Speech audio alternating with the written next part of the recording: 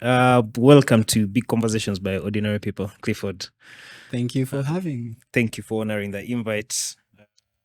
I finally get here. Finally, we can do this. Now, me and you have worked together before, but I'm also really a bit of a fan to the work you're doing, also to the persona you are, the discipline. It just rubs off you as an individual. So I like that about you. And I feel like this is going to be one of my best conversations because we are almost like in the same field like this, but not entirely. Yeah. Right? But yeah, what happens with this podcast is you still have to introduce yourself. I do. Okay. Yes, Cool. then the viewers understand who you are. So your introduction should give that to all of us, including me, so that then I drive the conversation from that. Okay. Hi, everyone. My name is Clifford Mugwera. On socials as Geek Cliff and some other socials as Clifford Mugwera. And I am a digital marketer. I do computer things. I'm a computer engineer by trade, stroke profession. It's what I studied. I also do teach digital marketing at Artfield School of Design. And yeah, I am. Do you also have courses online? Do I have courses online? I'm soon having courses online. I'm soon publishing. I'll be sharing those in the description when they're ready in the comments and online as well on my handles. So for now, still situated at the school. You still have to show up and attend. Not always physically, but we do online classes. But yeah. How much are these classes? How much are these classes? Now, did we pay for the advertising space? But yes, well, I will be able to share those at least in the description. Those I can get a flyer or a brochure. Okay. I'm a retired poet. I used to write at some point, and yeah, I love content. I create content. Content is my friend. It's my gift. I cannot run away from it. Okay. Yeah. So let's start from the work at the hill. Take The work me on the hill. Take me through your work on the hill. All right. So And what does it feel for you to be doing digital marketing at of course I can't lie, it's no rumor that the 70% of online engagement is there. But also really it's a brand that has picked up organically. yes. Right? It's one of those brands a country like Uganda would be proud of, even though I'm going to come back to this, to saying, to define proud, right? So it's a big brand, right? And Yeah. we are happy to have such a big media house in the country. It represents that. But what does that mean for you? Well, And yeah, what does it mean for me? What does it mean for us? you, yes. No, first for you working at Next Media. For me as an individual, For you as an individual. have you ever seen a happy child? Like if you like child is in a playground, like the place where everything that they want is.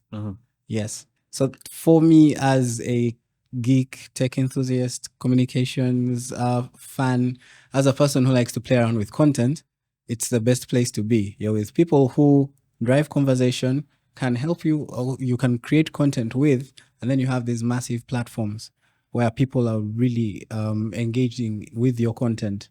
It's a fun day any day. One of the things that it means to me is it meant that I could grow, I could experiment. Really, the limit at some point was me, like how far my imagination could go. So I had to think, okay, would I like to try this? What would it mean?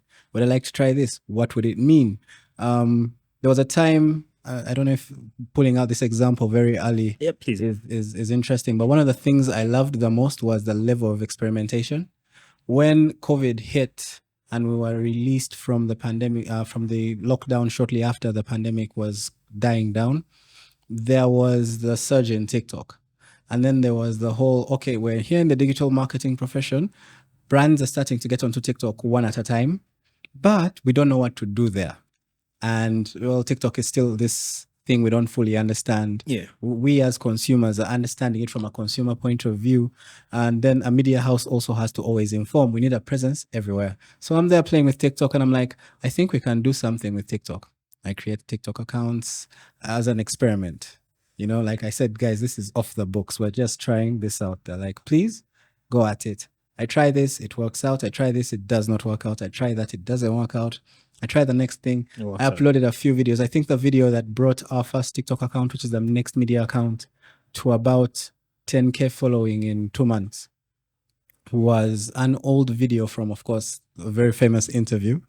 and people loved it. And I realized, okay, well, we can try to play with nostalgia for a bit as we figure out how a brand should communicate here. And as we kept going, and we created like another account for another brand, we're like, okay, now we have to split content. We can't have the same content on both brands because we're the same people in the building and in the content. Then we realized, okay, now we need content concepts and changing the way you think about how you can use social and brands, social and these platforms for different brands and different executions. That was the best place to do it. It's beautiful. Are you the same person that introduced newsreaders to TikTok and had them dancing? Was this part of your strategies? Now, I do not really have an issue with that. But here's the thing. I read a conversation between one of your news guys and Onen. Yes. Mildred and as following that conversation, I did not agree with what Onen was saying. Okay. Right? I feel like people have the freedom, but then I feel from where he picked, I feel from his school of thought. Right? School of thought. Yes. I feel from what he's saying. I am supposed to, growing up, people like Maurice Mugisha, who are a big inspiration because, of course, they were in a suit, they were reading Prime News. And if you wanted to like be on TV for the better reasons, that would be like your ideal person, right? Yeah. You would think of a newsreader. This is why news was serious. It was for the parents. It was daddy has to sit and watch news at 9 p.m. because some guy in a suit is going to come and read that news. And well, everything about them seems neat in that time they're reading the news, right? Then here comes Clifford with, how do they call it? That one starts with a D. Disturbance marketing. I forget. It speaks to my head. But okay, yeah, you come to like change a few things here and there, adopt to new standards. Maybe, of course, with a whole feel of you want the current generation, right, to also consume this content in their way. Tell me about that. And how is that going? How did I feel about the conversation online? So that is one, the conversation online, but I do not want to just focus on that. I want us to focus on what the conversation was entailing, right? Mildred dancing, which is fun for her, but she's also dancing in a newsroom. Sure. I'm also going to see her reading news and have a picture of the fact that she was dancing before. Then, So we're living in interesting times. We're living in a time where we are able to see the people we watch on the news out in the supermarket. We're able to see them at the same events that we go to. We're able to see them at the same schools where we take our children to, for those who have kids. So the thing of a larger than life personality it still does exist, but we now have more access to these people purely because of their socials, purely because of our socials, purely because of the fact that everyone has a phone. There'll always be someone who's just taking a photo or a video of someone. I've just seen a video today morning. I'm a J. Cole fan, and someone saw J. Cole outside their school. I was thinking of seeing that. And he's writing his lyrics, and he's saying, "Oh, I've just spotted J. Cole." So we've reached that point whereby, we have reached that point when it comes to people's lives, that we are already going to see their lives out there, just not through the official pages. So what does this mean when it comes to them doing dance challenges? It's a form of expression. Now, sometimes the channels will have this relevant kind of things that have to go there. So you'll find a challenge that's relevant to news, a challenge that's relevant to our news anchors, and then challenges that are for music fans, challenges that are for dance fans, because there are different fandoms. So yes, as long as it's on their personal pages, it's fine. They're expressing themselves, and you're already seeing them taking photos with their kids. Mildred posts photos of videos on her farm. So this is just in line to make work lively, right? Yes, it's actually just part of their day-to-day, because I don't know if you've seen or heard of a concept called employee-generated content. No. User-generated content. Yeah, I didn't know So about there is now employee-generated content, and that is where most of the platforms are thriving right now. So what you see is So, wait, employee generated content. Yes. So the employer now requests that I create content for them. Requests, no. So the thing about content is the consumer is king. I'm going to put up a video of the video I've made. You guys are going to ignore it. And then the employees are going to put up videos of them that they've made while they're at our workplace, and you'll love it. And the more you treat it well, we sit down, we look at the data, and we're like, hey, this is the content that you want to see. You'll see more of it. We'll create more of it. And that's just simply it. It's a very data-driven decision. And because of that, it creates, and we try to understand why people are watching it, and we realize it's because it gives people this other side of life. They're not stopping watching the news. They're not stopping the mainstream that they used to know, but they're adding this on, and it becomes part of their world. Yeah. Yeah, they say, yeah, I've seen those shoes that Mildred wears before the bulletin, or they know that Samson Kasumba is wearing sneakers or his Crocs before the bulletin, and then when it's time for the bulletin, he switches to these very shiny shoes. So it's like completes the story for them. They're no longer getting one dimension from the TV.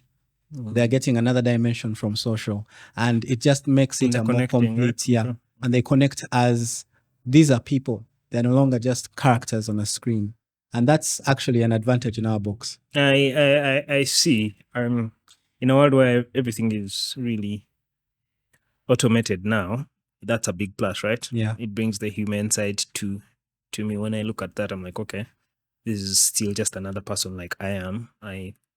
That makes sense. That makes sense. So how have you guys managed to stay ahead in this digital world? Right? That's a very positive question, and probably my last positive question. Oh my God. It goes negative from me. It's okay. I got you. We'll turn How have you stayed on top? How have we managed to stay ahead? I would be lying to you if I said that we have this golden book that has chapter 1, chapter 2, and you must read chapter 2 after reading chapter 1. No, I'll be lying. How we managed to stay ahead? Yeah. We learn. We have a couple of maxims, and the one I'm going to reference, I think, is maxim 2: learn, unlearn, and relearn. So that's how we've managed to stay ahead. Today we'll do something and it works out and we're happy. Then we'll see someone else or something else will come, and we won't chase it away. We won't say, no, this is how things should be. We'll listen. We'll have a look at it. We'll try it out. We'll try to understand if it works and is in line with our goals, which our goal is really simple. We inform to transform. And if it works out. What does that even mean? Inform to transform. All right. So let me put it this way. You've seen people who give information, but the end goal of that information is a very negative thing. Okay. Yeah, like I'm here to tell you that this person does not like you. And my goal telling you this person does not like you is for you to hate the person. Yeah. And then there is telling you, hey, did you know that this table was made in Uganda by people from this area? And this is why they started their company. And it's helping feed and take so and so to school. And we're informing you so that you can use this information to transform for the better. So that's basically it. All the information that we pick up, the main goal is to make sure that it has a positive outcome. Yeah. Sure. Much as you're on top, right? There seems to be a disconnect. All right. Disconnect. Between your consumers. And I am one of those consumers. Oh my God. Hard questions. Is this an episode of hard questions? There seems to be a disconnect. There seems to be a big trust issue between. There's like a big love and hate relationship. Yeah. And this is from my observation. So there's like love and hate. I will definitely go and see what canary is breaking, but I also won't trust it. Okay. And I feel like a majority of the people on my timeline feel like this. They're not content. It's big. They cannot avoid next media from their faces and their timelines because, it's big. You're doing a great job. You're active. You should get double salary for doing your job. But then double salary. But then it makes, there's that love-hate relationship where there's almost like, I'm not saying they don't critique, even my podcast is criticized, but I'm saying there's almost like people do not trust next media. I want you to speak on that. Well, they feel like, yes. They feel like you're more. on people not trusting Next Media. Okay. Because I am not Next Media spokesperson. What I can do. No, but this is because I picked this from online, and this you sit down, you look at my the conversation, and I see the replies, the responses, exactly the sentiment is of you guys. No, you can't do better. Like, people have this whole thing like, you are so big and they expect so much. So how are you managing first those expectations? But how do you feel about that as the guy in charge of these things that appear online? So one of the things I am glad about my career in digital marketing and being anyone who's doing communications online, over the past few years, I've gotten to observe, see how different brands are received. And one of the things you must note is the different brand personas. The example I can give you is one of the brands in Next Media is Salam. True. Yes. Okay. Its brand persona is let me see, is healer. Yes. So there are a couple of defined brand personas, but ideally what a brand persona is its character, its being, and how it communicates and how it's received, the type of information that it puts out. And when it comes to Salam, its focus is for the Muslim community. The messages are around the teaching that they are not a discussion. We're not going to go there and it's holistic. Yes, that is the word. It's a very holistic brand, and its communication is holistic, and it's perceived in a holistic way. And even the information they put out, the shows they may have a cooking show, but it's a very holistic cooking show that's skewed towards its target audience. Why do I bring the brand personas here? It's because Next Media has a lead brand known as NBS, which is nicknamed. So my question is true. Yeah. On the lead brand now. Yeah. It's nicknamed the Political Command Center, NBS TV, and heavily skewed towards current affairs information. A very charged field, you know. You go in there expecting, you know, not all current affairs it's not blankets and wines. It's not we're sitting and we're going to vibe to the music that's on my playlist. Some things will jar at you. Some of the things will take you back. Some of the things you'll agree with. And because of that, it's a sage brand, similar to CNN, similar to all other news brands. They have to be the people you look up to or trust or believe. When something happens and they tell you, hey, like today I was watching the riots. I was online and someone is saying, the Kenya riots are back again after William Ruto has decided to send the bill back to Parliament and not sign it. And I'm like, really? Is it really happening? And the first thing I do is go on Citizen TV, is go on KTN TV and try to see if they're saying the same thing. That's what you want with your Sage brand or your news brand. You want them to be like, oh, there is a strike in Kamocha. You're seeing someone posting a video and you're like, I don't know if that guy is telling the truth. Let's go over to NBS's page and see if they have a video of that same strike in Kamocha. Or if they're saying, no, those are rumors. So that's a Sage brand. So because of that, because of the different brand personas, I love it very much. Number one, when people interact with the brands too, because of that, there's a high level of accountability. Yeah. And because of that high level of accountability, you have this kind of interaction we're having. Yeah. Are you okay with this? Why don't you do this? We expect more. We need more. And not that we want to remove accountability. No, it's very much important for us to continuously have that because it's the only way to remain in check and get better. Yeah. So basically also being the political command center, from my observation, again, everything I'm saying is just personal opinion, right? I definitely don't have the facts to it because the facts would mean numbers. But I still feel like, one, a big part of the public feels you lean towards the government side, right? So when you brought that example of, and this is something I would probably have asked like a news journalist or Canary or when they're on the pod, but because again, it's what I see online, you are going to face these questions. Don't try, I can ask Canary for you, but so now a big part of the public feels like you're inclined to do PR for the government. See what's happening in Kenya. We asked for watching what's happening in Kenya, yes? Yes. And when you brought up Citizens TV, that you'd have to go to Citizens TV to confirm. In this case, if what's happening in Kenya, if say there were Ugandans protesting a bill or something, I would go to NBS to understand government's perspective on that bill. You'd go to NBS. Okay, Yeah. I'm listening. And I feel like that's how everyone feels. For you, in your sense. I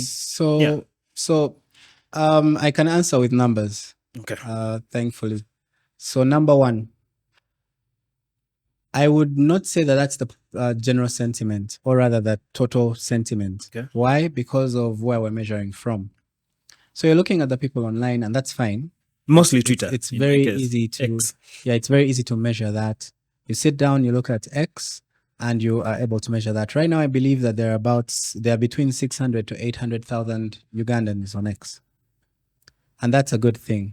We've grown, because there was a time when we were just at digital marketing and there were only 200,000 people on X in total. Yeah. And yes, there can be 800,000 to, actually there are between 600,000 to about 1 million Ugandans on X now. So when you see people with accounts like with 1.6, 1.5 million followers, not all of them are from Uganda. Some of them are Ugandans, but not in the country or in country.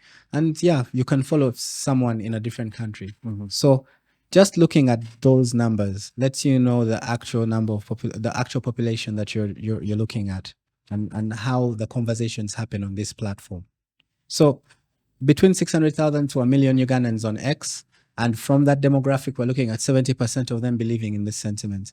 However, we've also gotten to see many things when it comes to those conversations where some people don't watch the full show when it comes to things like barometer, and they pick out, how content. I know that. So once a piece moves, it moves, and then it becomes a discussion point, and that's fine, because that's why those pieces are published. And the good thing is, for those who watch, they do get full context of the content, and that's okay. Number two, because the demographic we're looking at is, again, less than 1 million Ugandans from I don't know what the census will announce today afternoon, but I'm pretty sure we're well above 40 million. Right. And coming down to about 30 million people who are able to at least watch TV. And then discussions around preferences there will happen. So that's what the numbers look like. It's funny because there are more Ugandans on Facebook than there are on Twitter. And maybe that's because of early introduction into the market, and that's fine. There are about 3-4 million Ugandans on Facebook, whereas Twitter is less than 2 million. And then still in the same shock, you'll find more Ugandans on TikTok than there are on Twitter. So that discussion on sentiment, the numbers wise, that's where it sits. However, when it comes to what they look at as a government-related TV and a non-government-related TV. Have you seen? I have, that? Of course. I reside on the same internet you do. I do not use a VPN. All right. But I won't speak on it because I'm not the spokesperson. But what I can tell you about online opinion is this. There are editorial policies that every brand uses, rather every media house uses, and there is always context required for every discussion. I've seen situations where people are highlighting focus on Noop-related stories. Yeah. Just recently, the Ampuga 500 saga. Yes. So yeah, people felt like there was sidelined from the truth. But all media houses were covering it the same way, and then they ignored the other things that were being covered as well. And it's because they weren't watching the station for the 24 hours. They just tuned in during that segment because that's what they're interested in. And that's an example of the most recent conversation. So it became, oh no, they're always focusing on, but then we just spent another 8 hours in programming, discussing something else, still within the same field, but it was missed.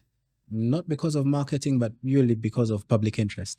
People were not watching at that time. Still, content will be repurposed and put online, and may be ignored, may not be ignored. Again, context is very, very important with those discussions. And that's where I'll stop at that. So in the world where people trust their phones more than they trust their TVs now, and this is just not about NBS or NTV or the brands, but this guy, that man over there, he's going to be more on his phone than I don't think he watches TV at all, right? If he wants anything from the news, he's going to go to Twitter and look for NBS and watch. How do you merge people's interests for them to because they have short attention spans and they're consuming content in bits. So how are you managing to merge their interests to have a holistic picture of what they're consuming? Okay, so it's very true. The world is changing. The first screen used to be the TV, but now your first screen is your phone. True. You know, as I said, you need to clarify anything. You'll pick up your phone first. You'll go to a social media platform and you'll go to a particular conversation or to find out something. And that's where we interact with most of these things from, which makes being online very, very important. There's no better time to be alive for a digital marketer than now. How do we build a holistic experience? We do our best to bridge the gap when it comes to voices being heard.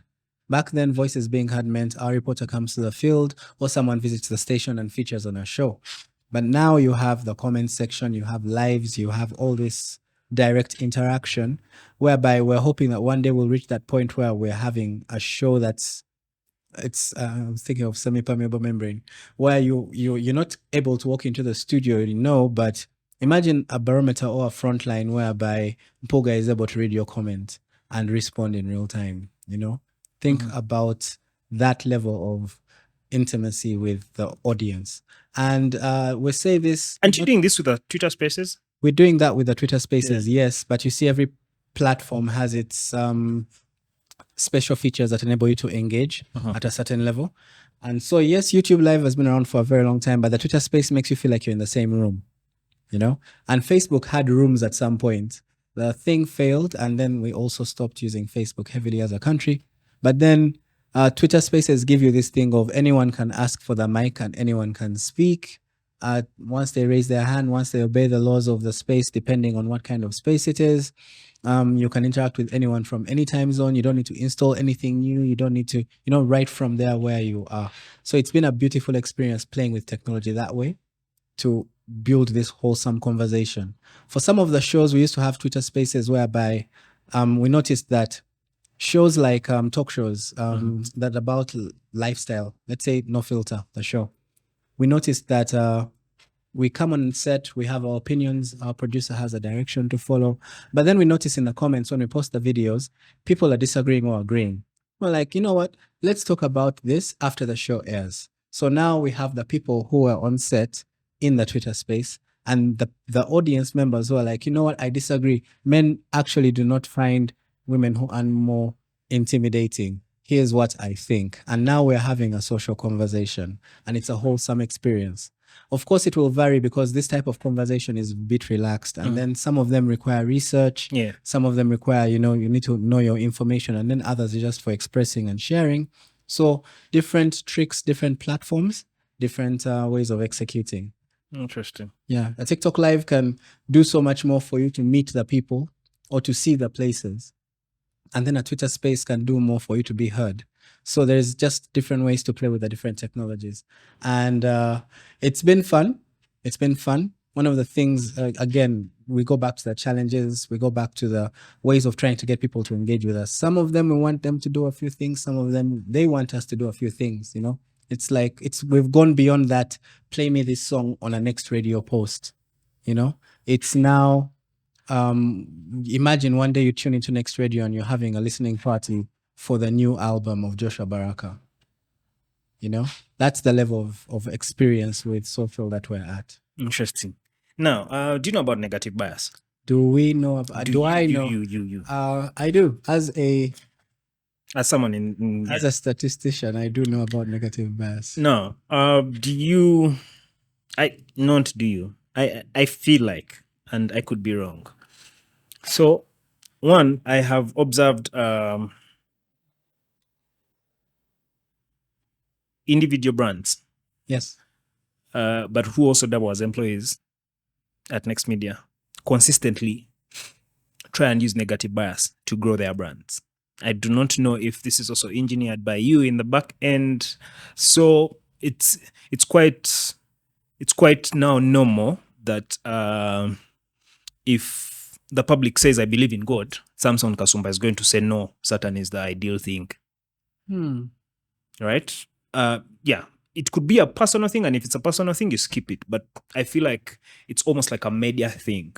It's like that urge for you guys to get engagement at what cost? Is it okay if I ask which other cases or other Njala. brands? Not Njala. just My good friend Canary. I not also just- actually asked this no, same thing to him. I'm asking not just Next Media, but have you seen this in other media? Well, houses also? that's the thing. Is it a I feel like every other media brand does not have a any way. opinionated people online. They have big brands, right? Is he still at UBC? But now I don't think he's in the news. so Morris. opinionated, Yes. ideally? Okay. So is it intentional in favor of the brand to draw more engagement to what? Because usually, again, it's not far away from what some guy said on the news and what they're saying in their post or what they're going to say in the news, right? So usually, also there's like conflict of interests. The guy reading the news has a strong personal opinion about what is in the news. Yes. Yeah. That's a definite given, yes. Yeah. So I don't think I would say no. I do not sit down, or we do not sit down and say, hey, Simon, this is how you're going to approach this, and then next week, Canary, you're going to go this way. We're not over there with puppet master strings. No. What I am aware of is we've sat down, we have, just like other professional bodies, we discuss online conduct internally. We discuss the things you can and cannot say, because of how they affect you as an individual brand. And then we sit down with the teams and they see how comfortable they are with how they express themselves. I believe you've seen the most recent situation with Simon himself, and then with the suspension, with our editorial policy. Yeah. So yes, there is that, and beyond that, there is no coercion, there is no control of the way they express themselves, or even directive. You will see us ask our on-air talent to, out of the love or interest in what they're handling, to share or promote a few shows, a piece of content, and investigates a story, a clip from it. If we need more discussion, most of them share it because they are passionate, because most of them work on those projects themselves. But getting up and saying, hey, Samson, this is the script. This is how you're going to approach the month of June, and these are your target audience. No, that's not it. Mm-hmm. However, we do know what it means for a personal brand to thrive online. We do not want you to get up and say racist things. We will advise you against it. We don't want you to attack sections. We don't want you to be a sectarianist. Hey. And it's important because these are also the same guidelines the platforms provide you. We tell you, do not post images with blood. You'll get flagged. Do not post hate speech. This is what will happen, because us online, we get held accountable if we want to continue using these public platforms. You know that some words you can't use on TikTok. You know that some images you can't post on some platforms. Yeah. And as a result, that's following from those guidelines shared by platforms. It's what we use when we're advising our very own on-air talent, because they're still brand affiliated. And that's basically it. Interesting. So in the quest for having 70% online engagement, Mm-hmm. do you feel like you have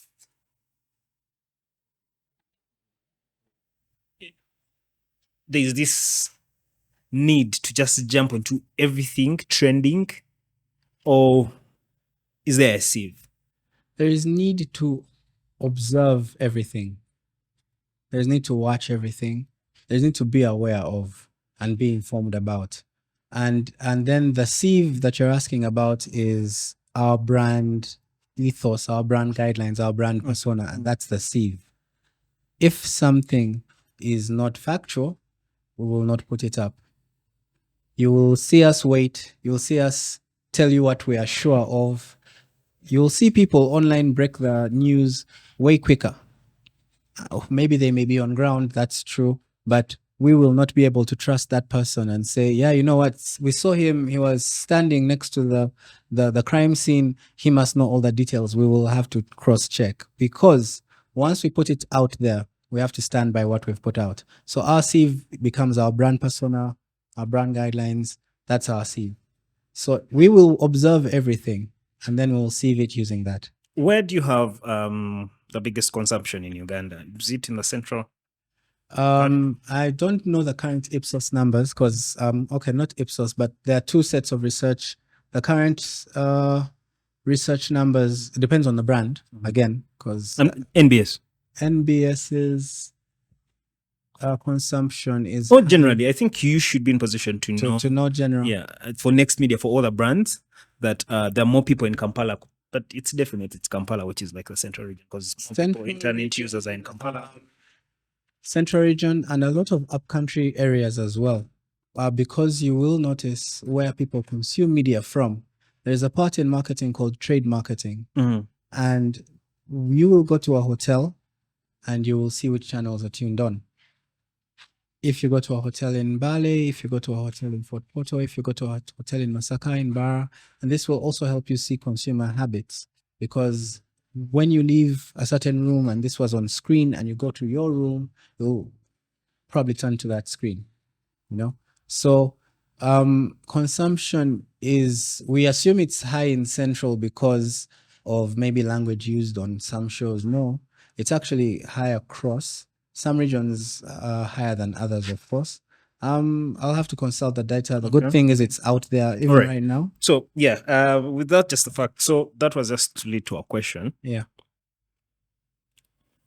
So in one of the posts of Robert Chagulanyi, okay, the NUP party president, he claimed that government is a stakeholder in Next Media.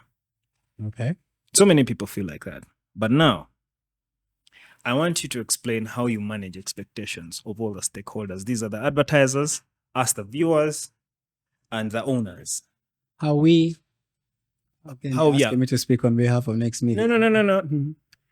Online, how are you managing expectations? How do we manage expectations? Yes. How do I feel like I can trust what NBS posts? Because me, I'm not going to watch TV. My TV only does Netflix at my home. Yeah. From morning to night, I go back to do. I never go to local channels. Netflix, we're going to charge you for this ad that's going up on YouTube. So yeah, how do you manage those expectations? Okay, just a second.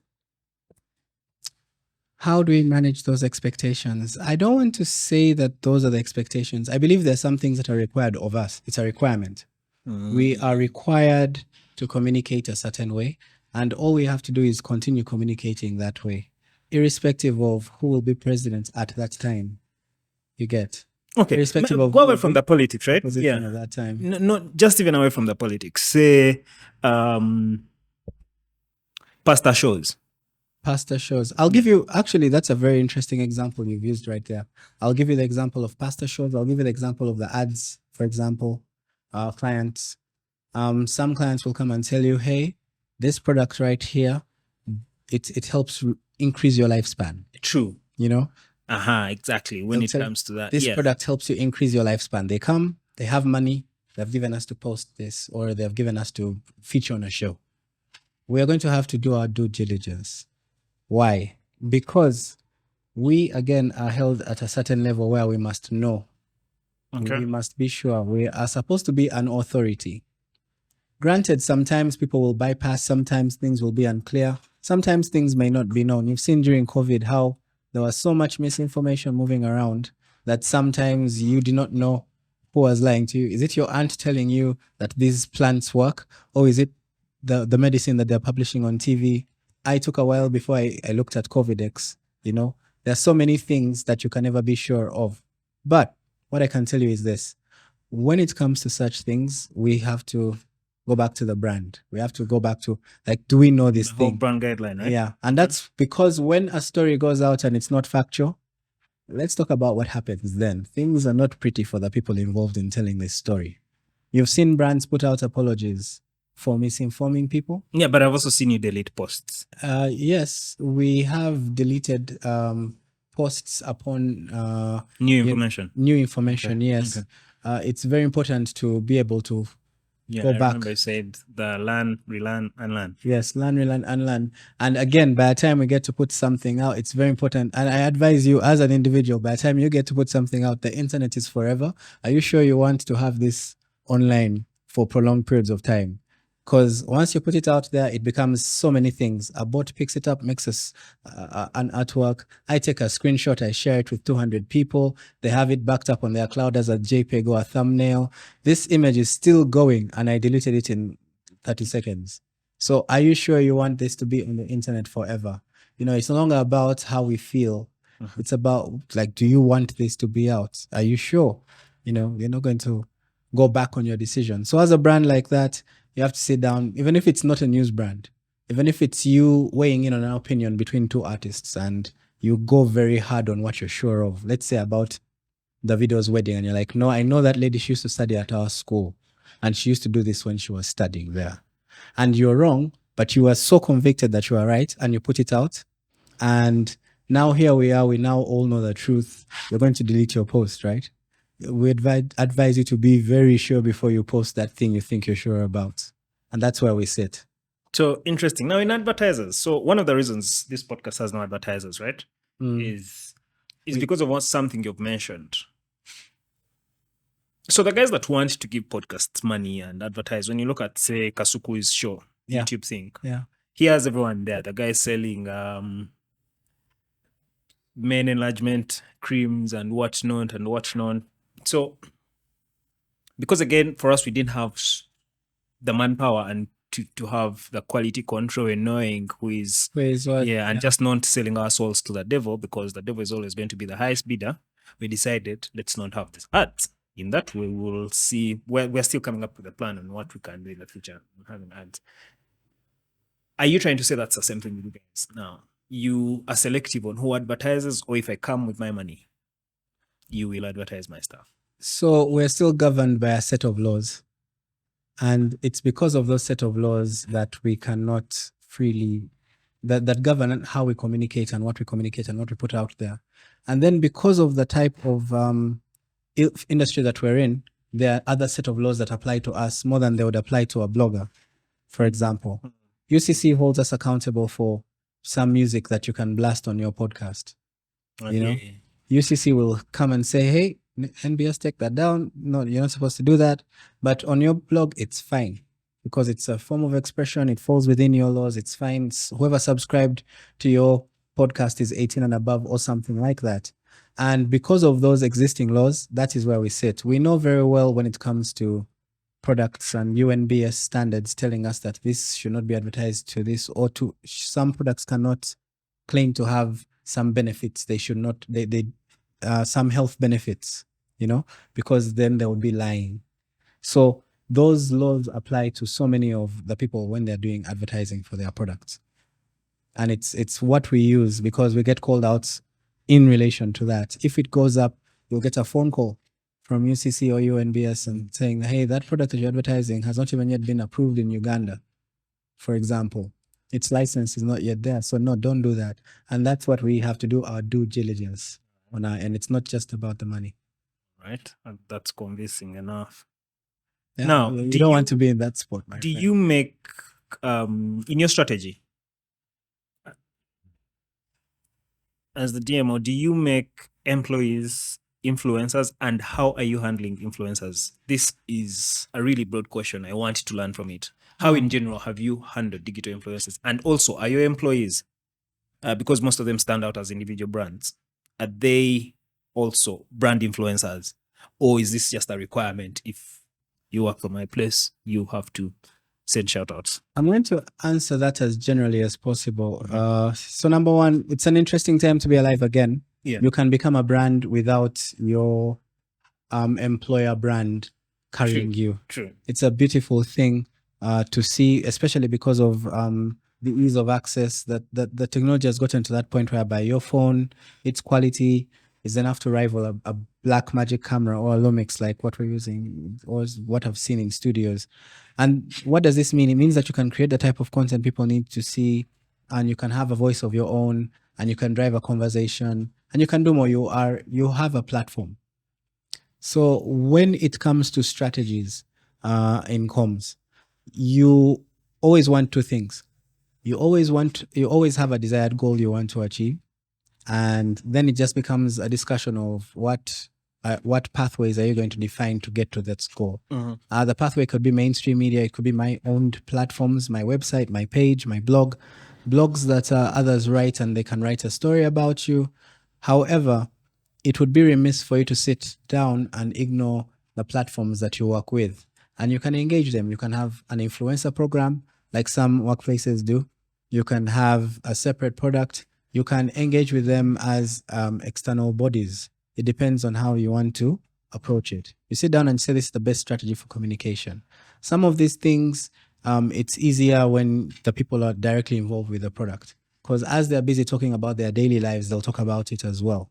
That cannot be avoided sometimes. It depends on the brand that they're building. Sometimes the brand might not even be affiliated to what you're handling. Sometimes someone can be in the building. Now, like me right now, I'm a gamer, but you'll find me talking about gaming in relation to Game Plus on NBS Sport, which I also produce alongside Danza, who's the host. And then you'll find someone who loves to fish or loves to travel, but they are a news anchor. And it's up to them to decide whether they're going to post about traveling normally or they're going to post about traveling in relation to their travel show. You get? So it's up to them to decide, because you'll notice when it's not natural. And that's the thing about online conversations. You don't want that.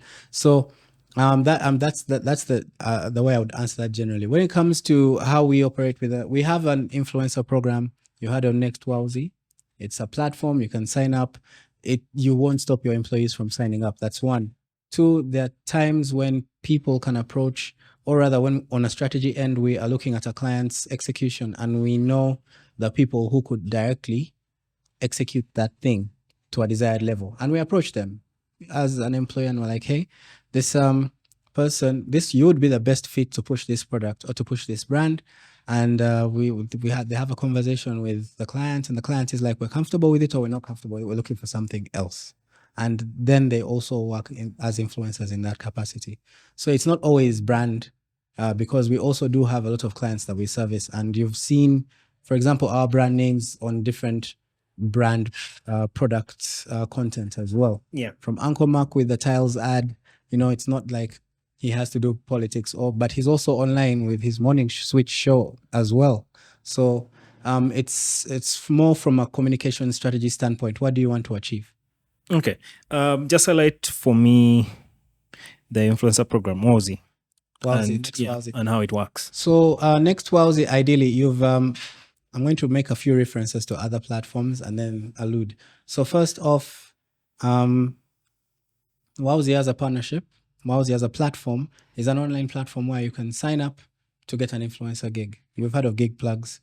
You may have been a gig plug for a while as well. Yeah. I remember the gig economy is big. So it's the person who has the gigs, and it's a person who needs to know the people that can execute the gigs. So it's a gig network. And this is a platform that's made its main goal is to make things like a gig plug, right? Yes. Okay. And its goal is to make things easier for both you and the client. Yeah, it's meant to help find the right people because of the fields they put in as their info. It's meant to help find give the right information to clients. So that's the goal there as a platform. It gives you like a target influencer you can work with. It gives you a target influencer. It can help you monitor. It can help you dispense the information they need to execute as well. And it helps you track, because we work with professional bodies and they want accountability. Sure. Whereas in the gig economy, you know how it is. It's about trust. Interesting. Now, as media, where do you draw the line between informing and misinforming? I will begin by putting a disclaimer that I am not a studied journalist, but rather a comms professional within a digital communication space. Yes. Where do we draw the line between informing and misinforming? And manipulating. Manipulating. Yes. And by that I mean you guys can push, say, so there are accidents happening every day, right? But there could be a season where I open my Twitter and I go to the NBS page and it's showing me so many accidents happening, right? Today they're talking about an accident in Arua. Tomorrow they're talking about accidents here, there. So I'm brainwashed in believing there is that fear mongering. that media does. Yeah, something like that. I would not say that there is fear mongering. I'll give you the example of the national conversation on potholes. Okay, the exhibitions, right? Before the exhibition. There was a conversation on potholes? Yeah, and Okay. that's a very interesting thing because right before the exhibition that I believe happened in February, Yeah. in December, there was a whole situation on coverage around the different potholes where we had different on-air talent and news anchors reporting and round up and about in Morning Breeze, reporting from different major roads that were damaged with potholes. And it was a discussion. And why was it a discussion? It was a discussion because of a conversation that came from the political sector, or rather in relation to the budget that had been outlined for KCCA and for UNRWA. And the conversation came from there and ended up with, hey, so you guys say this is what's on ground. Let's talk about it. And there was a week-long discussion about it. Now, that was not fear-mongering. That was expounding on a story that started from somewhere. Yeah. And then the pothole exhibition happened, and then we had to do that again because it's what people wanted to see, and there was the accountability needed. So I will say that no, it's not manipulation. It's more you will find more instances of people asking for more details or us having a bigger story to tell, and it's not fear mongering of any kind. It's not manipulation. Like, hey, people, look here. Now, on a marketing perspective, on the other hand, that's where we intentionally manipulate because that's what marketing is. And marketing, we're looking for your attention. So when it comes to, you've seen the big brands, you love what they do. You've reached that point whereby someone walks into a room and is telling you, and I've had this one before, let me see your computer. It's a MacBook. Right there, it's a MacBook. And when you come in and someone says, do you have a PC or a MacBook? Like, a MacBook is actually a personal computer. It helped coin the word personal computer. But right now, people believe that you either have a MacBook or a PC that's another brand, you know? And how did we get here? Apple has done so much. Exactly. Apple has done so much manipulating. And you feel like it's a cool thing, yet the million laptops are better than this. I'll use, and the thing I found very interesting was the most recent Apple event this month. Yeah, with the iOS 18, right? In iOS 18 that have been available on Android for over 10 years. But somehow still they're cooler on the iPhone than they are on the Android. There we are. And that's the true definition of manipulation right there, ladies and gentlemen. I cannot even lie. I am not really a big fan of the iPhone. But yeah, the user friendliness cannot be ignored. Oh yeah, it's user friendly, and I because of my computer engineering background, I have I'm more predisposed to non-iOS or non-Apple related products because of how easy it is to code on them. Exactly. And when I got to use an iPhone, I have two phones at all times, an Android and an iPhone, but the user experience on an iPhone as a casual user, perfect. I agree. But if I want to do anything crazy, if I want to experiment, I will not use that iPhone. I want to also use the Google Pixel. I feel like that is the only thing that is going to completely chase me away from the iPhone. So how are you affected, right, when Canary breaks a story, but you also have to break it on next on NBS, right? And how is that interlocked as well? Is it a benefit? Because sometimes I will see you will tag NBS, but sometimes you will just have an opinion, right? So I might go to Canary's page to see what's happening in Kenya, and then I ignore what's happening on NBS, right? But Canary is a brand now. I need to introduce you to the online editor, Dora, because that's the question that would directly go to her. How would you answer it? How would I answer it from a marketing perspective, from a person who understands the platforms and how they work and looking at brands and how the brand communicates? And a reporter who has probably worked on the story, breaking the news before the brand is a decision that he's taken. The reason why he would do it before the brand is probably because the brand is still doing something of sieving. And that's where I'll leave it at. Okay. Now, can you share a specific example of a recent digital marketing campaign at Max Media and how you exceeded expectations? Just broadly. the campaigns as digital marketing, head of digital marketing, what's that one campaign you can highlight that this has been my favorite? And yeah, I'm using the words has because of my background of the start of this conversation. This has been my favorite campaign and it really exceeded expectations. And this is how it turned out. I also wanted to break down how it was measured so that someone who like can listen to this. Yeah. I've actually loved so many campaigns that we've worked on as a team over at Next Media. The digital campaigns, as I said at the start of the conversation, they have this thing where they take on a larger than life perspective because of the platforms you play with. Most people would think a digital campaign will stop on digital. We've seen digital campaigns spill over to the outside world and then tie back to digital. So I've loved having the opportunity to experiment with that. The case study that comes to mind very easily in form of a campaign. Let me see. The Nachivubo launch was an interesting execution. How so? How was it an interesting digital execution? It's from the content rollout all the way down to the ticket sales. So the reason I found it very interesting was, or rather the reason why I found it one of my best or experienced campaigns, we had 10 days to do it. We had 10 days. Why do I feel like almost all the campaigns you've been in come when your time is very limited? But okay. So we had 10 days and we were there in a room and we're like, what ideas do we have? How do you get people to, number one, get to experience the location? Yes. Number two, have enough time to make a decision to physically be present, because a stadium needs to be filled. You do not want half a stadium. It's a bit crazy. And then number three, how do you get as much information out there for them to consider?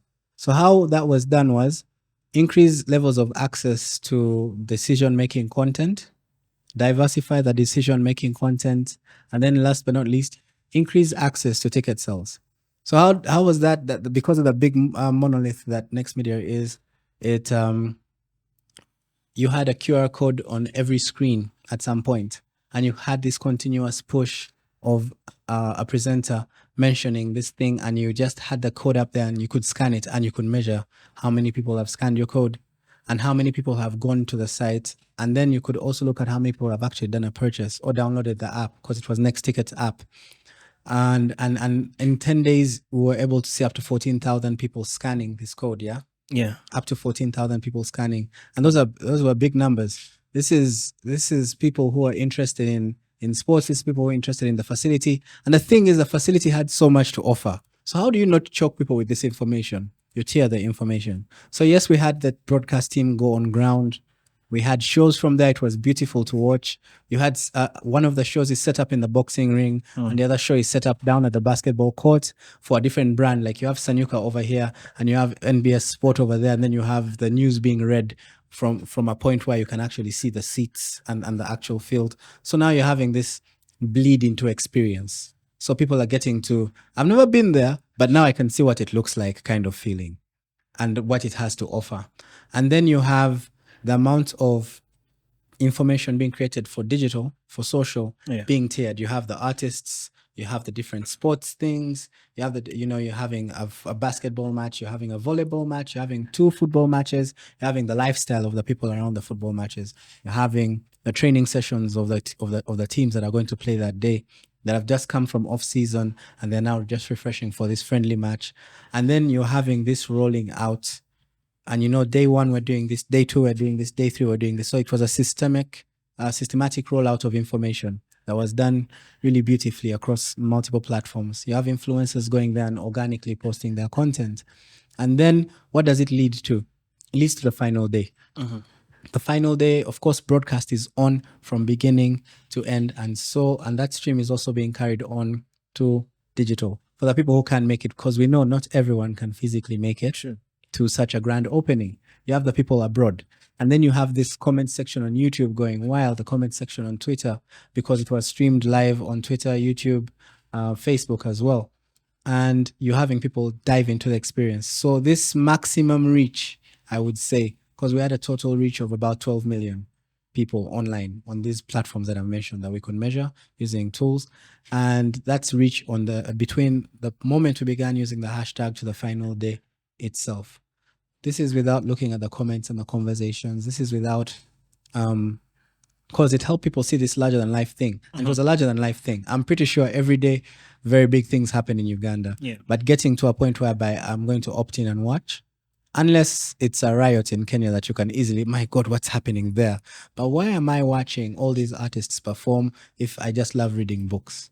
It's because I've reached this point of curiosity about this stadium that I'm willing to see if it looks like the Super Bowl halftime show that they talk about every day in the New York.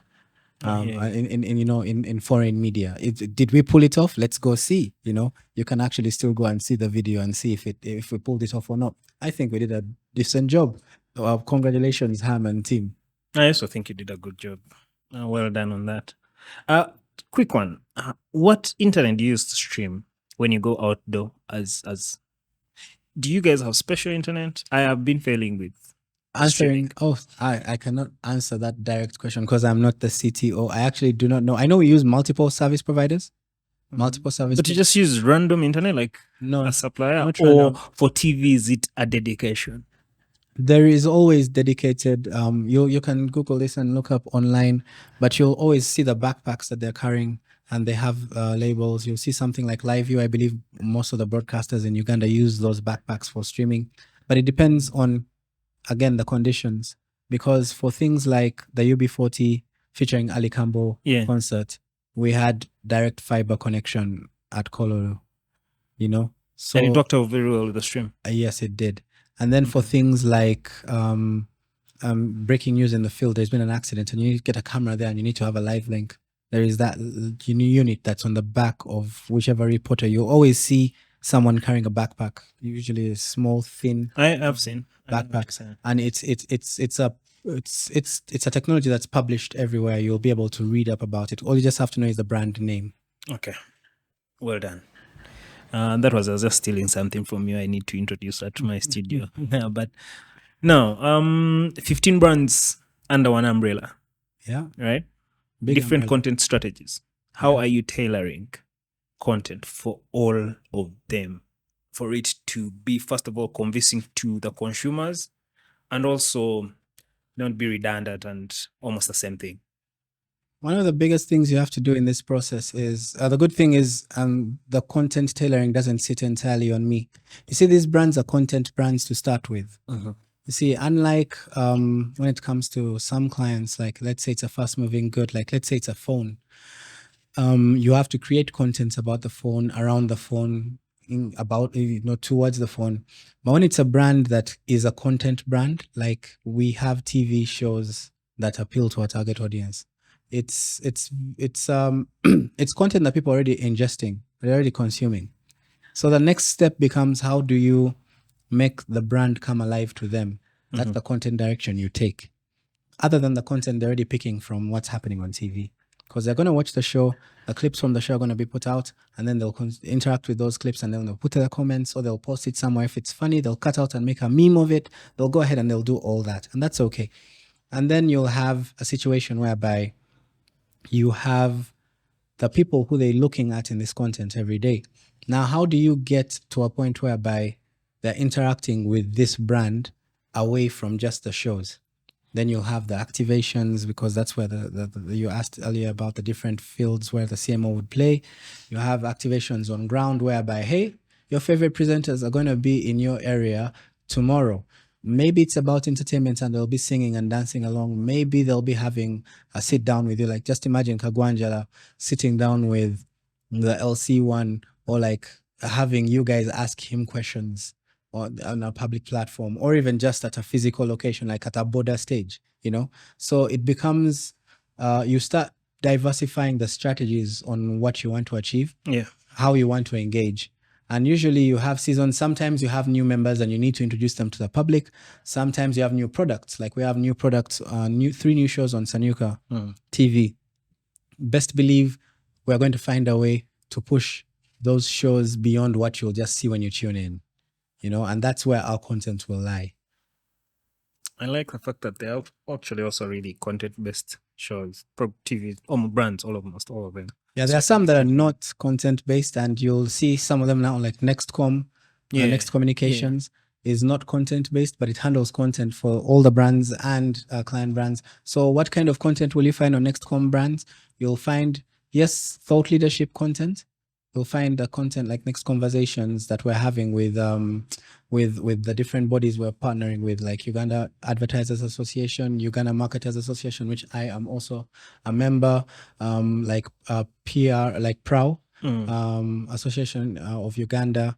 And then you'll have those conversations around, like we'll sit down, we'll discuss brands, we'll discuss our best adverts, we'll discuss, hey, what do you do in times of crisis when it comes to PR? We'll discuss all that. That content will be there. But then you'll also find these channels now, like our TikTok is purely ESG, EGS, EGC, which is employee generated content. So you'll find us doing challenges, talking about work, talking about some of the things that we find interesting, jumping on a few trends as employees, but not as a main brand. The difference is we're not on air talent, so it won't drive much friction. However, you'll get to see a glimpse of what our workday looks like. Sure. And you'll feel like you've walked into our offices before. And so, yeah, it's sometimes you'll have brands that are not content brands. Yeah. But then the content brands, it's heavily content. The content is right there and we move around it. Man, I don't even know why you don't just start a masterclass. Well, this is episode 1. True, exactly. Welcome to the masterclass. Now, internet growth is now up there in the country. More people, I see there are more content creators, TikTokers, influencers, mobile phone users. This guy has a smartphone. He has even crazy. Today I thought that's bank, but okay. I also looked at it for a minute because it looks like mine. And he's the one who lost mine, but that's a story for another day. So, what are your thoughts on that? On the future, just generally, there's a big potential when you look at the growth in numbers. I am a fan of content, and there is no better time for content creation than there is now. Number one, there was a whole time where we all had feature phones where for you to access the internet, you had a browser, and it wasn't even Google Chrome. It was, I think, WAP, WAP. Those feature phones that we had at some point that were very heavy on the market. And then we're having high-end phones becoming more affordable. And then you're having, it's become cheaper to make some phones.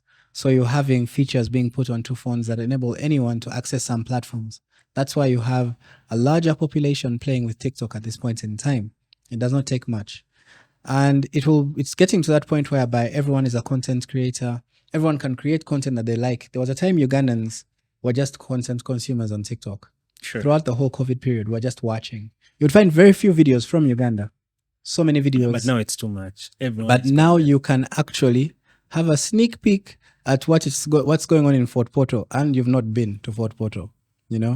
You have a sneak peek. Someone can say, hey guys, they have gotten so creative that I have watched 3 house tours on TikTok Live, where your broker goes and he's moving around the house with his phone on a live stream, and in the comments he's saying, show us under the bed or show us inside that wardrobe. We want to see what kind of hangers are there.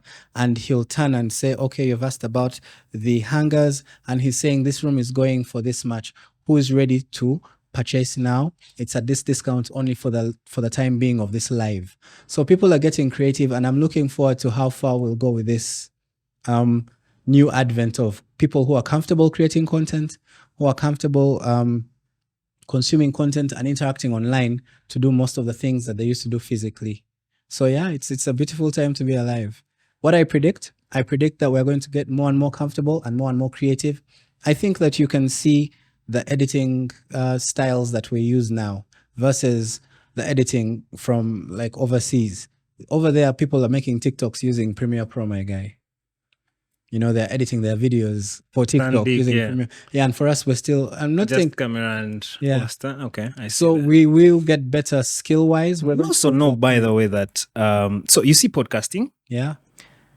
How you edit a podcast determines so much how it's consumed. Exactly. Right? So Raymond Kahuma had that. So his podcast conversations were a bit young to me, but they were consumed heavily before the content creation when he was still doing podcast. I don't know if you remember. I recall Radioactive podcast. Radioactive podcast Yes. with the team The that's editing now doing was jazz oh, podcast. Yeah. right. His editing was crisp that you had to watch the podcast even if it's boring you. And that's what I believe. The only other reason, so this podcast that had some other host, which I chased him. Oh my God. But his information was so rich. Okay. It's just that people didn't want to consume it. So I was like, you know what? For you, you're going to start your own podcast and leave the conversations. You'll have the right to produce and whatnot. So Kenneth, eventually he got bored. He was like, okay, I'll do my own. But that was it. So do you also feel like people need to now learn the back end of doing this work? Do I feel... Is it such a profitable investment for me to actually really go and edit a TikTok just to post it? I believe that people having more skills has always been an advantage. The more you are able to do with the thing that's in demand, the more you're able to do for yourself, both as an individual, as a business, and also as a service provider. So right now, people are looking at only influencing. But you will notice that some people build stronger brands for themselves or even help advertise or market their own products better when they are able to use these tools. You'll find people doing better business-wise when you are a better content creator than, or else it will become a thing that you have to outsource. So even financially, it makes sense. So we're going to have to get to a point whereby we're going to have to up our skills and up our games. And the more this is out there, the more comfortable we get using these tools. We right now at a point whereby, like, if you do not know how to use CapCut, at least that's available on your phone, it's quite light and you can install alongside other apps without losing much space. You're put at a disservice really to yourself, because this thing has so many free things, free transitions, free effects. It'll help you put subtitles on this video that you're watching. Sure. And people I know with AI, you can literally get some of this stuff. So at this point in time, the more you skill yourself, the better. And I believe we're getting to that point where we're going to see people's skill levels go up without ideally going to school to study this course. We're going to get to a point where people are more confident in themselves as a result. And then you'll have a population like LA, where you throw a rock and you hit an actor even though they're serving you at a restaurant. That's where we're going to get. As in, you can't tell me that the people at Golden Hill, the people who serve at Golden Hill, are not actors at this point. I entirely agree with that. So there are new systems at our studio, right? Extensively, I've been talking with my co-partner on things like value, right? So the guy is editing, the guy is shooting, the guy is putting up these cameras. Those are skills and they're interesting things to learn. Yeah. But in the future, right, all those things are going to be able to be done by artificial intelligence. To an extent. To a bigger extent. In the future, I probably don't even have to sit here. I'll probably develop an LLM, feed it with all the conversations I've had. Say I've reached maybe 500 podcasts, feed it with all those. Then it will be in position to predict how I hold my conversations. From your body language to your speech. But now things like editing, what, I feel like it's fast pacing up, that it will be good to know them, right? So I can edit my podcast, but I don't prioritize it because it's a skill. I see that I want someone with a passion to actually focus there, and I just stick into really just getting business, because there is that thing, communication and conversations. The only one thing AI though will not take away is this. Me having just a natural conversation with you and talking to you. This is why I'm actually really branching into the live sessions of Conversations Over Lunch, where people come and have an interactive thing, because that is rich. And just talking to people. I like the live session concept. It's really beautiful. You get real-time feedback. You should come for the one on Saturday. This Saturday? No. It's on 6th July. Of July. Yeah, I don't know if you'll be busy. Well, there's a wedding. But lunch on me. Lunch on you. Okay. But if you have a wedding, there will be another. I'll come for the session and then I'll go for the wedding. But yeah. We can have another conversation on AI. I'm an AI enthusiast. I write on LinkedIn newsletter that I need to start writing more of, because there are many conversations around AI at the moment. One What I can say is this. When it comes to the skilling, I don't mean that, hey, you're going to become a certified editor or an editor to a certain level of proficiency. Yeah, because in fact, just today I saw there's a new tool, right? Yeah. So it does this guy's job. So this guy's job is to get this content off these cards and put it into this. Put it into DaVinci, then break, right? You're talking that thing. But now there's a tool that does that. What I cuts the podcast what I believe is going to happen, AI aside, but just even the use of these platforms more in relation to being comfortable creating content, because there was a time people didn't want to be recorded at all. This time. Like, the reason why the influencers are who they are is because they were bold enough to accept being recorded and having their face out there and ridiculed. But now, taking a photo of a person, they will pose for the picture. We've reached that point where we're comfortable with this. We're going to get to a point where we're generalist enough. And the word here I'm going to use is generalist enough. We're no longer heavily specialized, but we understand the general play of things. We understand how editing affects the quality of this podcast. So every time I'm making a point, I will continuously turn to the camera knowing that he will have a better chance of using this shot and it will drive the point further than using a shot whereby my eyeline is a bit skewed to you. And because of that, it will make this shot much better and this segment much more marketable as you clip it out and put it online. The more general things you know, the better, the more quality I hear that. True. You hold. Yeah. And you'll see the difference with your content versus someone who'll say, okay, I'm going to sit here, cameraman, make me look good, or make the audio good, or make, this is my good side, you'll have a difference. I was shooting a podcast for some two girls here. And so right after the podcast, she sent me a message. Can you remove all the pimples on my face and make sure no pimple is there? I'm like, okay, that can be done, but why? So that's crazy, man. It's crazy. So yeah, it's we're going to get to the point whereby, because I appreciate sound quality, like one of the things when I used to have a podcast too, audio only though, by then. Because now we're getting into video podcast. We love it. We're not going. Where did you give up on the podcast? Why did I give up on podcasting? We did one season. It was Daniel Odaka. He was another digital marketer. I think I know Daniel. Yeah. Yes. It was called Tech Knowledge. It was ideally something that came out of his blog. So he had a blog about tech. He chose to talk about it as well. So he created an audio podcast called Tech Knowledge. By then, the beauty of the app called Anchor, that was now Spotify has purchased it and has called it Spotify for podcasters. And then you could just open your phone, speak into it. Actually, even YouTube Music has dissolved Google Podcasts. Yeah, has dissolved Google Podcasts, which hurts me because now they're forcing me to use YouTube Music, and the only other thing is Apple Podcasts, and I don't like iPhone. I hear you. We're in a dilemma. But because during that podcast, what I started doing was, because I realized that for it to work on social, people loved relatable memes. Every time we were beginning a podcast episode, I could play an audio from one of the popular memes. And that became our method. And because I understood a bit of social, people loved those clips more. It begins with someone saying, I'm thinking of a popular meme, man. Thinking of, it's a Friday from, what's his name? MC Africa. Yeah. And that episode is going to go up on Friday. And then I just roll off onto, like the new tech releases this Friday, And that's how I was playing with it, because I understood. That seems cool.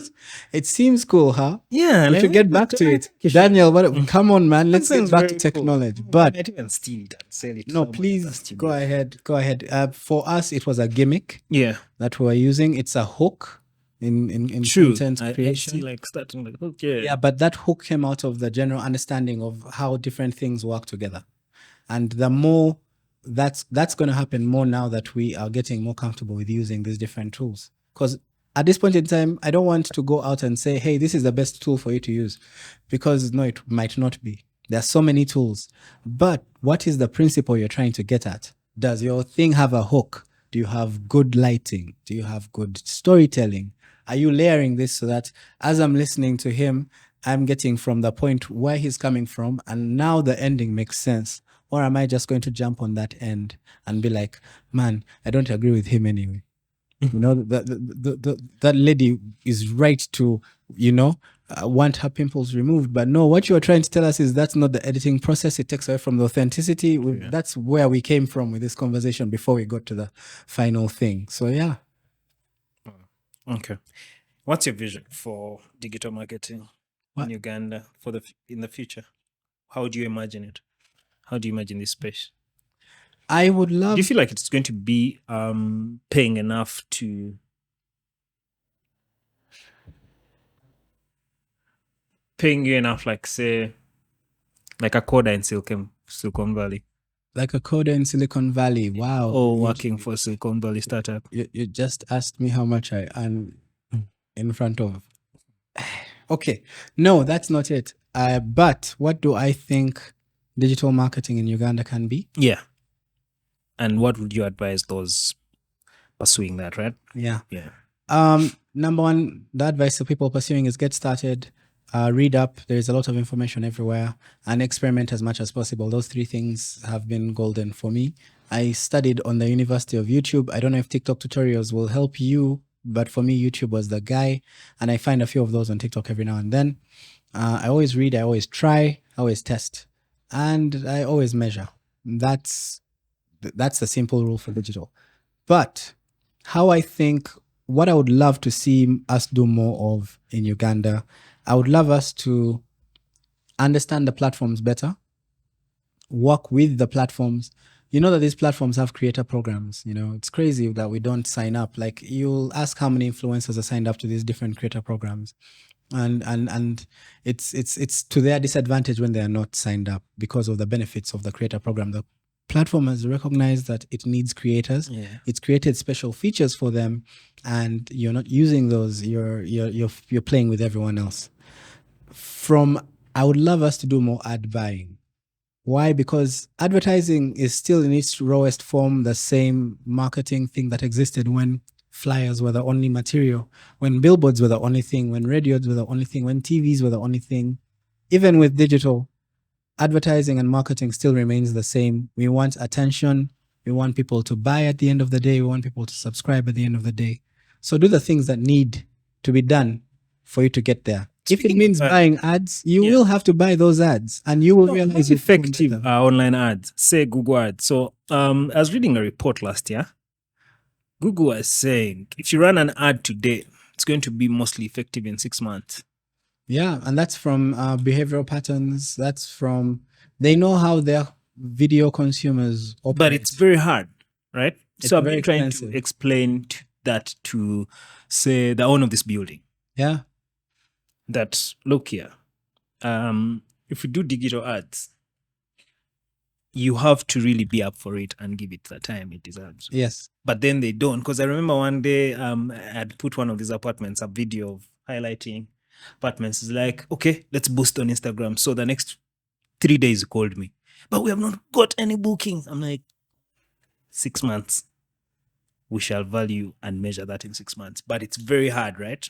It is. To like see it as, and you get lucky if you are dealing with a client who's, say, tech savvy. Yeah. Right? But when you're not, which is like the majority, it's such a big back and forth in convincing someone about strategy and what should work.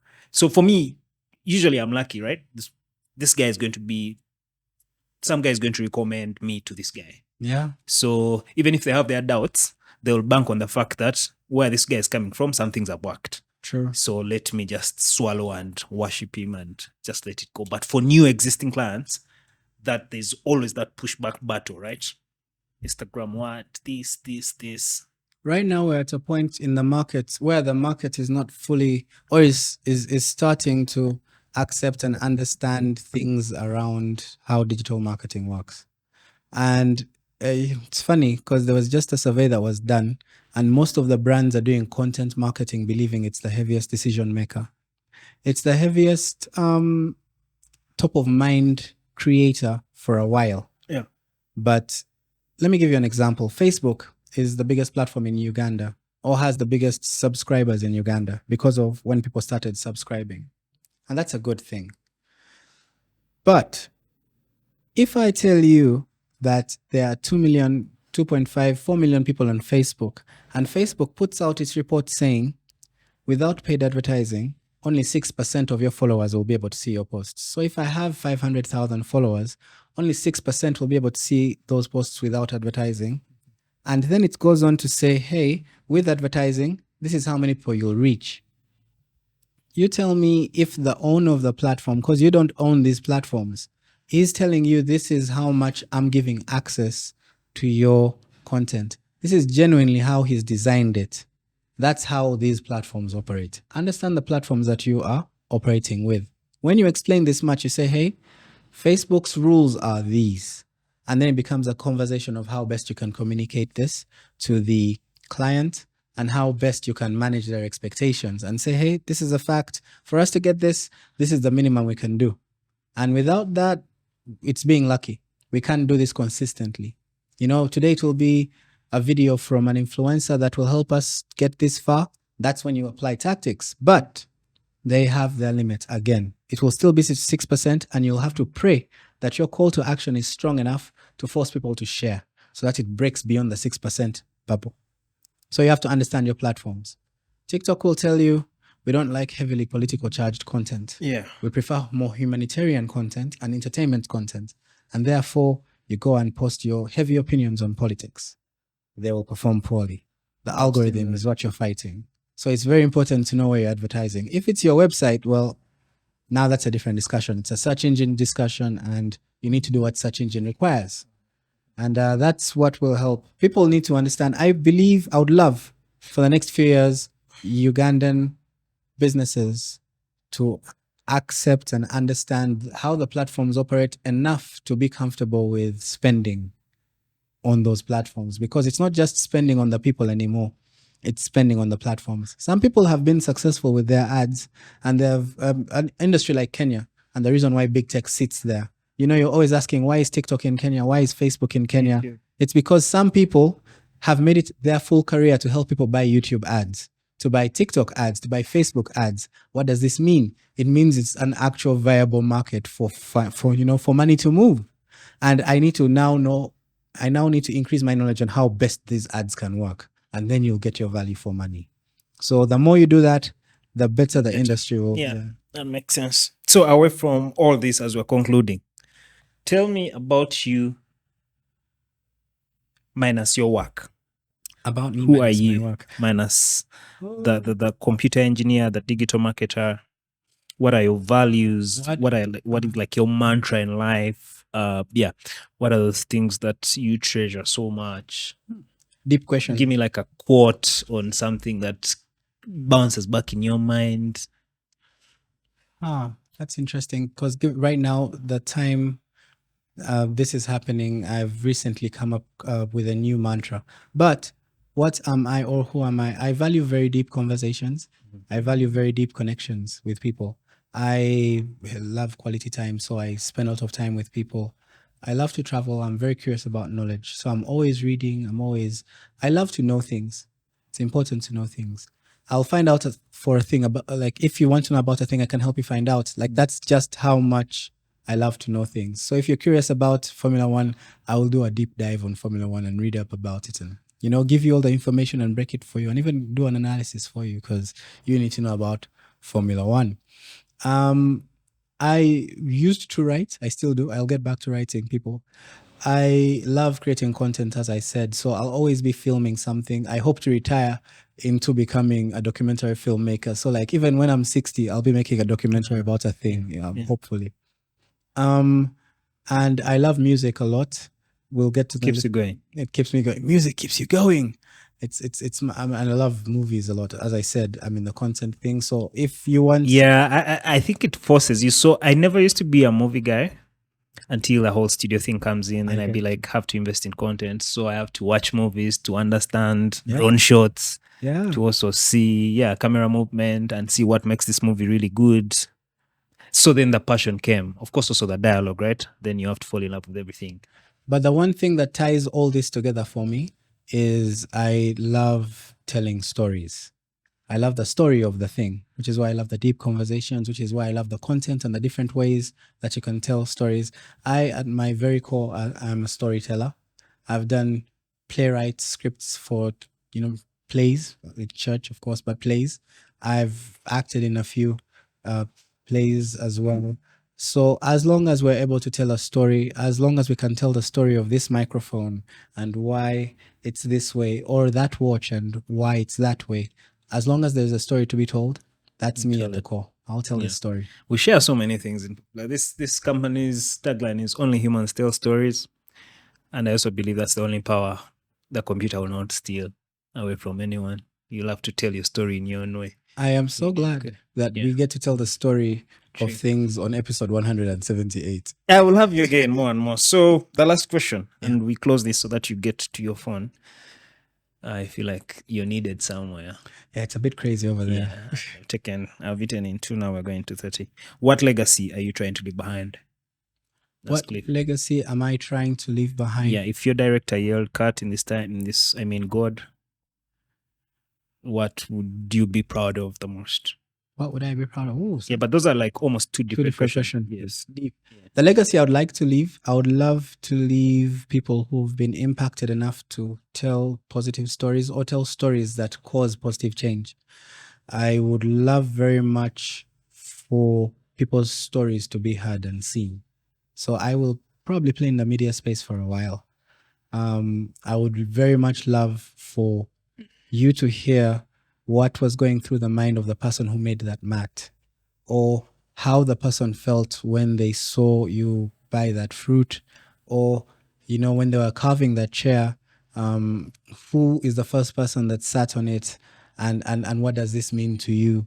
Or even just you, at the end of the story, when you think that you're not impacting everyone, while you're not looking, someone is watching and they're doing this because of, or in preparation of, or inspired by you. So I would love people to get to a point where stories are being told. Right now, my focus is on stories from Uganda, from Africa, because this comes again from SEO. You're busy doing search engine optimization and you're trying to find information from your country, and you can't. It's because we're not uploading or publishing enough. So I'd very much love stories to be told, be it all the way from the articles, be it all the way from the video content recorded, properly named, properly tagged, properly attributed to the point that large LLMs get to a point whereby they now categorize us correctly. I want us to get to the point whereby, because of that, we're no longer chasing the game when it comes to technology. But because we've told the right stories, technology can help us tell these stories better. Yeah. So that would be the legacy I would love to leave. And yeah. What is that one thing you're most proud of? What is the one thing I'm most proud of? From the day you're born to now. Oh, wow, crazy. I'm the most proud of the connections that I've been able to make with people every time I get the chance to. True. So like even this moment right now makes me very happy, because I'm able to look back and say we were able to do this thing, and it didn't just sit in our minds and stay there. We were able to and share it with the world. It was able to go out there, and we're able to do the thing. And if we wanted, we could do another thing. The more that you get to do and just bring it out and let it not die. They say that people, when great men fall, libraries burn or perish. We don't want that. We want people to read these books. So the more that you can do, those are my most proud achievements, the things I've been able to do. Anything that I've been able to think and then do. All right. Now, with all your experience, first of all, you can also ask a question to me as we conclude, but with all your experience, okay, do you see yourself doing your own thing, say media house, a production house, or do you feel like you do not have the entrepreneurial spirit in you to run businesses, but you can work for people and still be a successful millionaire, by the way? So you could go out from Uganda to something else, because running a business is also really hustle in its pain. You find almost like you have 99% of the pressure to deliver, minus just the financial bit also. So that is interesting. I've asked myself that question a lot as well. And what I always conclude with is I love projects. Sometimes the projects can be on a personal level away from your employment, and sometimes the project can be tied to your work. So I will go wherever a project allows me to be, because the story is usually the project. Story might be different today. It might be telling stories of people on islands, and your work is saying 9 to 5. You can't step near a water body because your workplace is fixed somewhere, or your project is, something that you can do remotely. I can do continuous Zoom calls with someone, and we're able to come up with a piece. So I would not say I would do entrepreneurship. I would be able to pull off some form of media or content creation body for a while, but I would do a lot of collaborations and partnerships, because I don't think I would specialize heavily into like what you've, for example, the equipment that someone would put in, or the time that someone would put in, because me, I'm looking at platforms, or I'm looking at something else. At the same time, I wouldn't mind working for someone if I'm learning or growing in a field. I would really readily work in a space program if they told me that going to Mars would help me in some kind of way. I would go there and I would learn what needs to be done at NASA, or at Ugandan version of NASA 10, 15 years from now. So yeah, I wouldn't put any of those past me. Ooh. All right. Now that the alarm has gone, it's your go, and it's exactly 3. Then we can conclude. All right. The question I have for you is, how have you managed to be so consistent with your content creation? I think consistency is key. Okay. So it's really a thought on, if I give up now, it means, so the inspiration, first of all, of course, there's an advantage, right? I have a whole studio, so it becomes a bit easier. Yeah, but yeah. also, this podcast is majorly inspired by the Joe Rogan podcast, right? Okay. So Joe Rogan had episode 1000 before he was recognized, Yo. right? So that rings at the back of my mind. And also those stats, right? Most podcasters don't go past 3 episodes. So whenever I get that in my mind, I'm like, okay, first of all, I'm getting better at it. I'm getting better at having these conversations with people. I'm learning so much from these people. But I've not achieved anything from the podcast, which means that if I stop now, all this work is for nothing. So I'm in like a bubble of, I have to actually push until this previous work. This guy is coming to set up these things every day. I have to call this guy from the studio, because sometimes I don't go there, but I have to call a friend and tell him, hey, bring for me equipment here. So all that effort and all that, say, small money I've spent would mean has gone to waste if I don't reach the desired goal, which, by the way, I've not yet for just this podcast, right? Now I have a desired goal for the studio, but for this podcast, I don't have any. I'm still really thinking, should we go the advertising way? Sometimes when I'm in Nairobi, we talk to a few big guys like they want to come on board and stuff, and we see, then I end up just venturing into producing content for them. So, but differently. So for this specific big conversation, it is that I've not figured it out how it will win as the podcast, but the only way for me to do it is by continuing to do it for now. I hear. Yeah. Yeah. So consistency is driven. Consistency is key, and the consistency feeds into the need for consistency. It's crazy. It's crazy, but it works. Yeah, it works. Anyway, thank you for really turning up. I will have you back again when you're at Fireworks. But yeah, and to talk about AI, I'll call you specifically. Talk about technology now. Now, today was more of the digital marketing and next media. But yeah, thank you. Thank you, Clifford. All right. Thank you too.